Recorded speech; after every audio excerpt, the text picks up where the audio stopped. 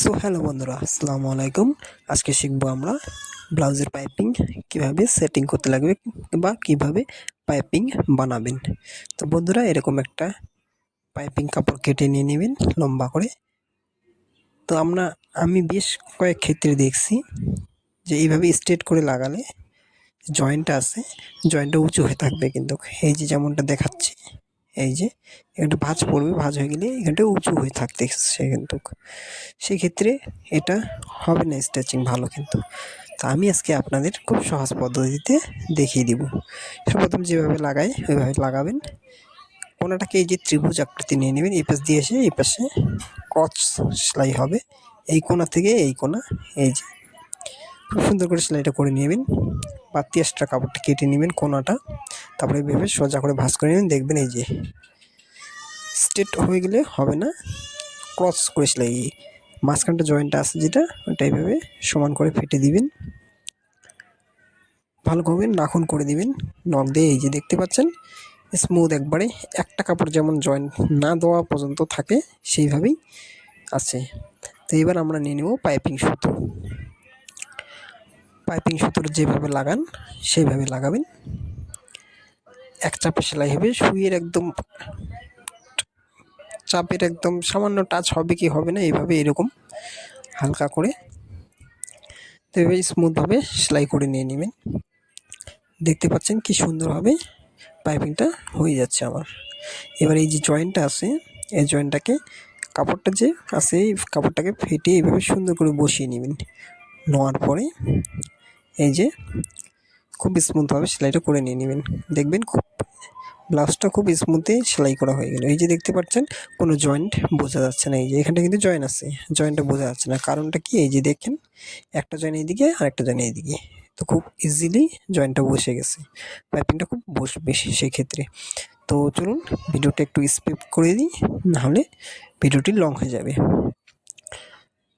খুব স্মুথভাবে ব্লাউজটি পাইপিং লাগানো হবে, মানে দেখলে ফিনিশিংটাই একটু আলাদা আসে সেক্ষেত্রে, ঠিক আছে?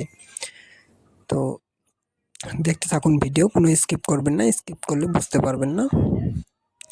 তো আমার পাইপিংটা সেলাই করা হয়ে গেল।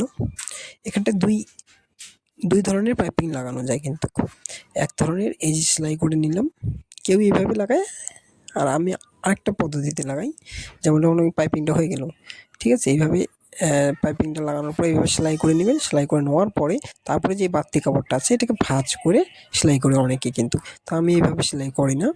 আমি যেভাবে সেলাই করি, রেডিমেড যে পাইপিংটা পাওয়া যায় সেইভাবে আমি রেডি করে নিয়ে আগে তারপরে আমি পাইপিংটা লাগাই কিন্তু। তো চলুন এইভাবে এক চাপে সেলাই করে নিয়ে নেবেন, একদম কমপ্লিট হয়ে যাবে পাইপিংটা। তারপরে আমি পাইপিংটা ব্লাউজে সেটিং করি কিন্তু। তো বন্ধুরা, চ্যানেলে যদি নতুন হয়ে থাকেন অবশ্যই চ্যানেলটিকে সাবস্ক্রাইব করে এই চ্যানেলের পাশে থাকবেন। ভিডিও যদি ভালো লেগে থাকে অবশ্যই ভিডিওটিকে শেয়ার করবেন। আর এই চ্যানেলের মাধ্যমে ব্লাউজ কাটিং, সেলাই, মেশিন রিপেয়ারিং সব কিছু পাওয়া যায়।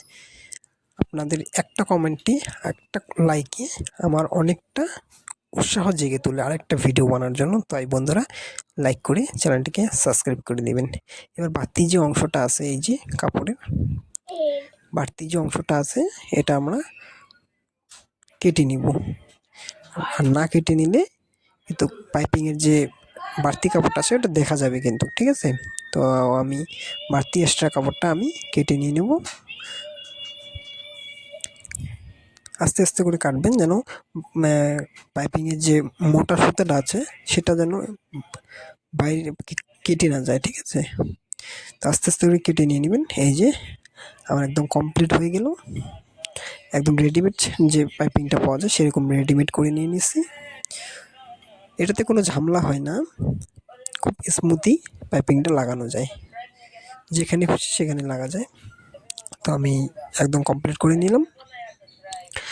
এবার আমার যেহেতু ব্লাউজটা কমপ্লিট হয়নি, তো আমি হাতাটাতে স্টিচিং করে দেখাবো। এই যে যেভাবে আপনি পাইপিং লাগান সেভাবে পাইপিং লাগাবেন। আমি এইভাবে পাইপিং লাগাই, যেমনটা দেখতে পাচ্ছেন খুব স্মুথভাবে সেলাই কিন্তু হয়ে যাচ্ছে, কোনো অসুবিধা হচ্ছে না আমার। পাইপিংটা এই যে সেলাই করা হয়ে গেল। এরপরে এই যে দেখতে পাচ্ছেন এইভাবে মুড়িয়ে চাপ সেলাই করে দেবেন, বাস হয়ে গেল। আর কোনো সেলাই লাগবে না। চাপ সেলাই দিয়ে দিলে স্মুথভাবে পাইপিংটা খুব সুন্দরভাবে বেরিয়ে দেখা যাচ্ছে কিন্তু। তো ধন্যবাদ বন্ধুরা। ভিডিও ভালো লাগে থাকলে অবশ্যই ভিডিওতে লাইক করে চ্যানেলটিকে সাবস্ক্রাইব